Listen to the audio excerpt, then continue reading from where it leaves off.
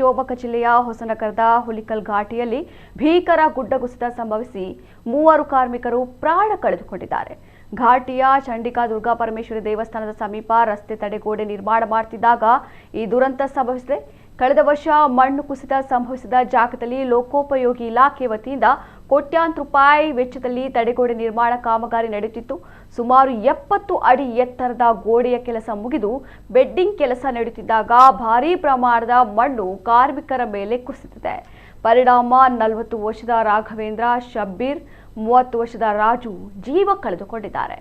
ತಾನು ಸಾಯುವ ಮುನ್ನ ರಾಘವೇಂದ್ರ ಇಬ್ಬರನ್ನ ಬದುಕಿಸಿ ಹೀರೋ ಆಗಿದ್ದಾರೆ.